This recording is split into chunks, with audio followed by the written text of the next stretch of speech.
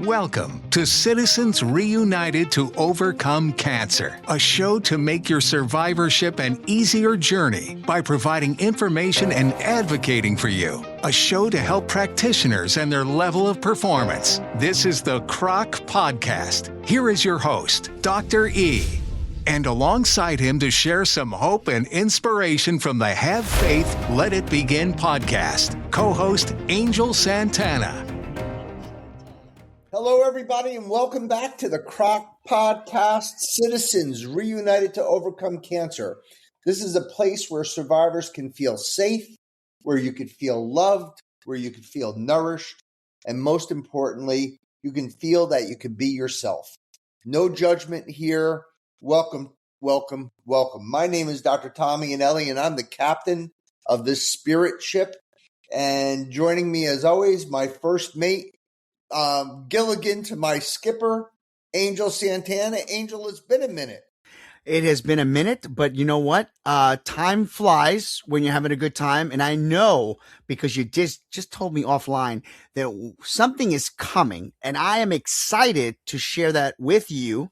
So let's get started so we can share what you're about to share. Exactly. So I'm going to tell everybody right now, it's not the sound of your computer or your telephone or your iPod or your iPad. Dr. E has a small cold, so please bear with me if I sound a little nasally. I apologize. But this is my favorite month of the year. This is my birthday month. I am crazy about my birthday. I am so crazy about my birthday that I celebrate my birthday the entire month. And I have like little things that I have these little sort of, what would you say? These events that I plan. I have hot dog day for the staff. I activities. Get Texas wieners shipped in from the Hot Grill in Clifton, New Jersey. I usually plan a trip. I usually have some dinner with friends and with family and my wife and my kids.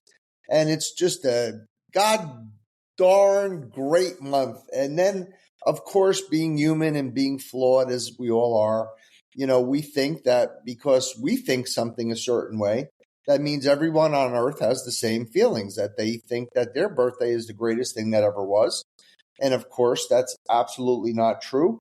And the person who taught me that lesson, of course, is a survivor. And we'll call our survivor lesson today, we'll have her go by the name Mary Ann. So Mary Ann is a lovely woman that I met not too long ago. And, it's my birthday month and I'm meeting Mary Ann. And you would think birthdays after cancer, they're a big thing, right? Another year, another milestone, another victory. But Mary Ann taught me that that's not always true. And I have a thing that I have with my nurses. It's kind of a bit. So when I look at a chart, my eyes always go to their birth year. And when I see someone who was born in the year 1960, that's like a thing for me. Like that's like, even though they may be born in a different month than me, we're connected. We're connected by that year. And I'll say to the nurses, I'll say to Alyssa, I'll say to Jess, I'll say to Guzzy or Marie or Kristen, I'll say, all right, why is this patient going to be my favorite patient of all time? And they'll say, oh, yeah. Their eyes will start rolling and they'll go, oh, yeah, I guess they were born in 1960, right? And like we have this bit going on. But for whatever reason, with Mary Ann, I happen to not only look at her birth year, I happen to look at her birthday. And her birthday was April 27th, 1960. My birthday being April 26th, 1960. So I'm getting up, I start, doing my woo, my whole thing. And I'm about to hug her and embrace her and start dancing with her. But I sensed that something was wrong. I sensed that there was something that was uneasy, something that was underneath what was going on. And I won't say it was a sadness, but it was something heavy. Sometimes, I think maybe, our patients come with fear. Maybe she had exhaustion, but maybe I thought it was that question that our survivors don't always say out loud. And it's my birthday, but will I be here next year to celebrate next year's birthday? And the key to this podcast There's actually two, and this is the first one, is that cancer changes a lot of things. But one of the most important things it changes is a survivor's relationship with time. So before cancer, birthdays are very simple. They're representative of you getting older, hopefully getting a little wiser, maybe becoming a little happier. But after cancer, time is not an abstract thing anymore. It's not like you have all the time in the world, or at least think you have all the time in the world. It's not a theoretical thing. It's a real thing. Our survivors are all too aware that everyone has an expiration date somewhere in their soul. And unfortunately, with cancer, it sort of makes that expiration date to some of our survivors very visible, and not just visible to them, but visible to those all around them. So time is no longer measured by how many journeys around the sun we've made, how many years we've lived, but our survivors live instead of from birthday to birthday, they live from scan to scan, from treatment to treatment, from follow-up to follow-up. And milestones, they're not sure they're even going to reach.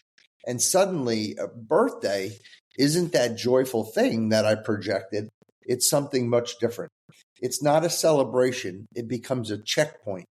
So it becomes a moment where our survivors stop and think, what have I been through?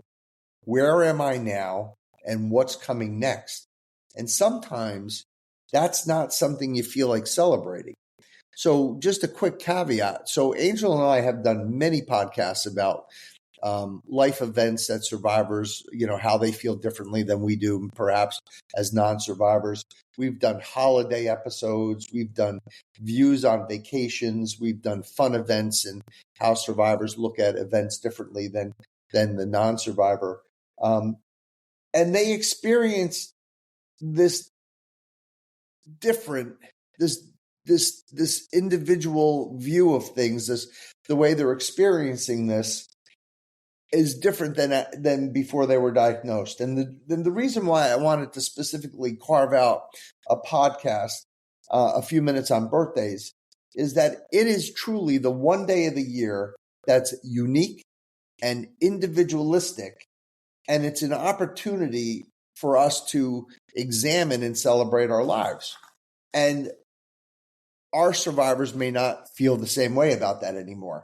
So what happens when a survivor is marginalized by their family, by their friends, by their coworkers, and especially by any stockholder of Hallmark, right, of the Hallmark cards, because they don't feel the same way that we do. They don't feel that they want to celebrate, but we want to celebrate. And more to the point, they extinguish our sensibility of how a birthday should be viewed, how a birthday should be experienced, and how a birthday should be shared. And that's the second part to today's lesson. And that's exactly the reason.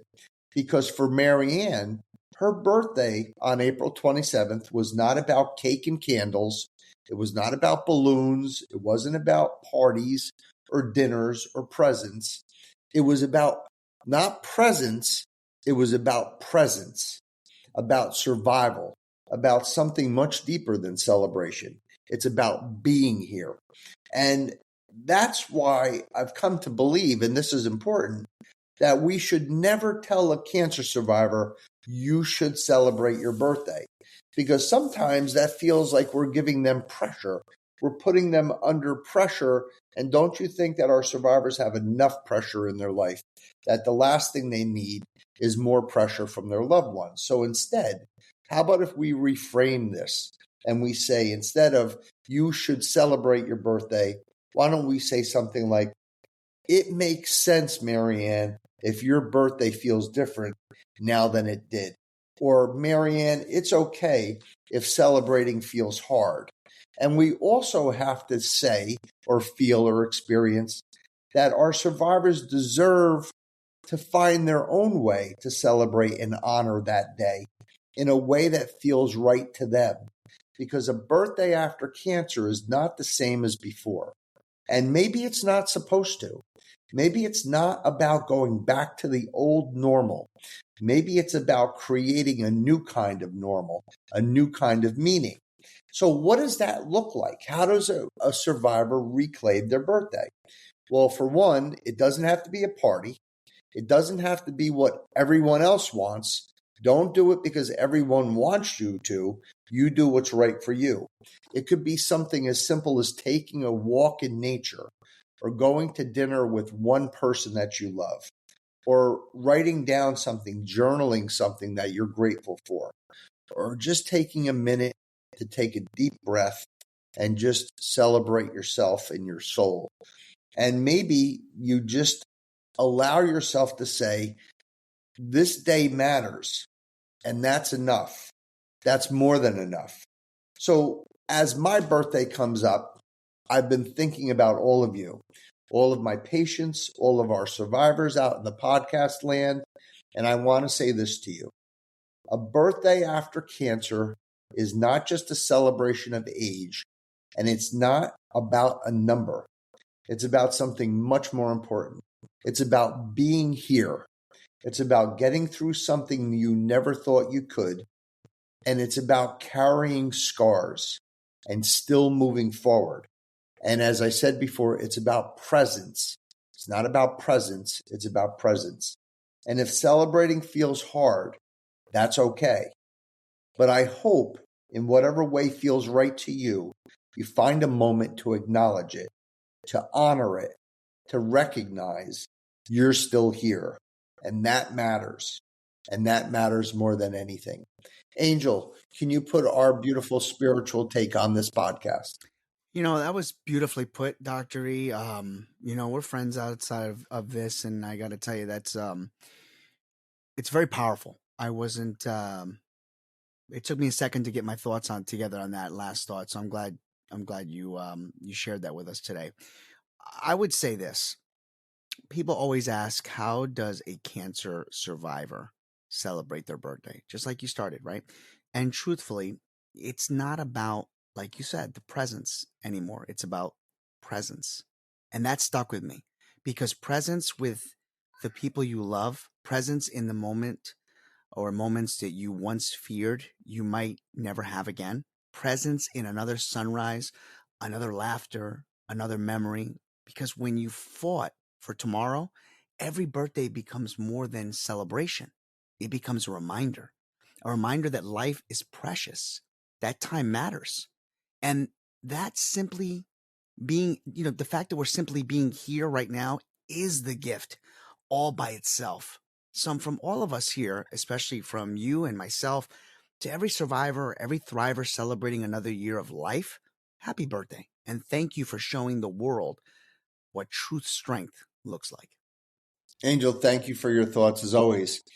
So in closing, I want to thank you all for listening to our podcast. It's very important to us to be here for you and to share this information. And we are very honored and humbled that you've decided to join us. And we are hopeful that this information is helpful to you in your survivorship. And by chance, perchance, if your birthday does happen to be coming up, I want to wish you something very simple. I don't want to wish you a perfect day. I don't want to wish you a big celebration. I just want to wish you a moment where you can feel just how far you've come. And of course, a blessing that you live a long, healthy, happy, cancer-free life with many, many, many, many birthdays ahead. God bless you. God be with you. Peace. Hey, CROC Nation, if today's message inspired you, please subscribe, download, and share this episode with your friends or someone who you believe needs it. Visit us at crocvip.com to connect, learn, and join the fight. Let's spread hope, one story at a time. Until next time, remember, we are not just a podcast, we are a movement.